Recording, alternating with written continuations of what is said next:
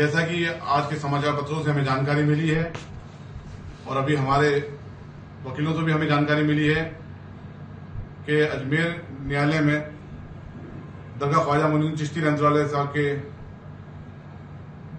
मामले में एक सिविल वाद दायर किया गया है हिंदू सेना नामक संस्था द्वारा कि यहां पर उन्होंने दावा किया है कि यहां पर शिव मंदिर होने का दावा किया है और विभिन्न प्रकार के दावे किए गए हैं, जिसको मैं ऑफिसर सज्जादा नशीन की तरफ से सिरे से नकारता हूं। ये एक विषैली मानसिकता है।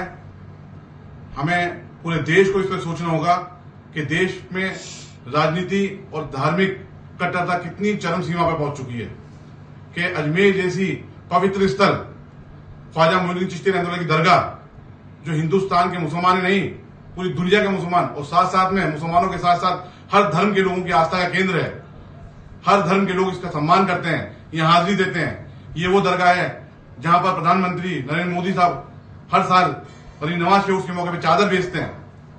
नरेंद्र मोदी जी के बर्थडे के मौके पे, उनके जन्मदिन के मौके पे यहाँ पर लंगर बना करके बांटा जाता है।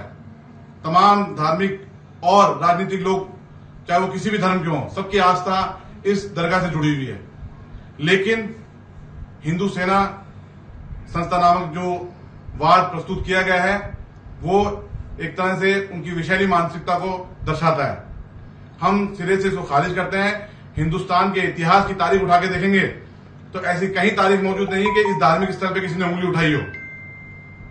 अजमेर दरगाह ख्वाजा मोइनुद्दीन चिश्ती रहमतुल्लाह 1192 में हिंदुस्तान में तशरीफ लाए और 1236 में आपका विसाल हुआ।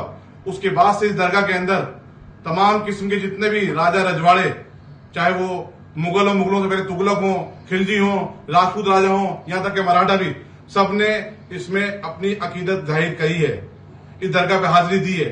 सबने मान सम्मान की नजर से इस धार्मिक स्थल को देखा है और उनके बाद में अंग्रेजों में भी हुकूमत आई, उन्होंने भी मान सम्मान की नजर से इसको देखा।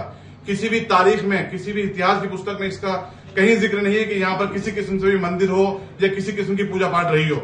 दरगाह के अतराफ में दरगाह जो 13 बीघा की एक भूमि है, दरगाह एंडोमेंट, उसके अंदर किसी किस्म से आज तक किसी इतिहास की बुक में नहीं है। और जिस एक सिंगल बुक का हवाला दिया जा रहा है, अजमेर हिस्टोरिकल एंड डिस्क्रिप्टिव, जो हरबिलास शारदा जी के द्वारा लिखी गई थी, उसकी कोई ऑथेंटिसिटी नहीं है। अगर ऐसा होता तो इतने इतिहासकार गुजरे हैं, इतनी तारीखी किताबें ख्वाजा साहब के ऊपर लिखी गई हैं, किसी में तो इसका जिक्र होता। ये एक देश में गंगा जमनी तहजीब और सांप्रदायिक सौहार्द को बिगाड़ने की कोशिश की गई है। मैं ऑफिसर सज्जादा नशीन, किबला दीवान सैयद ज़ैनुल आबिदीन साहब की तरफ से और मैं खुद बाज़ात गरीब नवाज की औलाद की हैसियत से इसका खंडन करता हूं, सख्त अल्फाज में इसकी मजम्मत करता हूं और हुकूमत हिंद से मैं दरखास्त करता हूं कि इसके अंदर इस तरह की जो धार्मिक संस्थाएं हैं, जो धर्म के नाम पर संस्था बना रखी है और इस तरीके से देश में धार्मिक उन्माद को पैदा करने का काम करें, इन पे इस तरह रोक लगनी चाहिए, इनको बैन किया जाना चाहिए।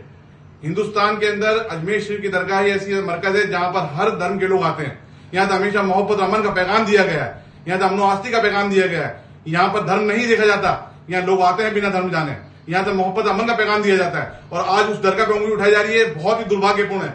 हम इसको सिरे से कंडेम करते हैं। जिन झूठे तथ्यों पे मनगढ़ंत इतिहास में ये दावा पेश किया गया है, इसको पूरी मजबूती के साथ लड़ा जाएगा, इसकी सामना किया जाएगा और इंशाअल्लाह ताला इस दावे को खारिज कराया जाएगा।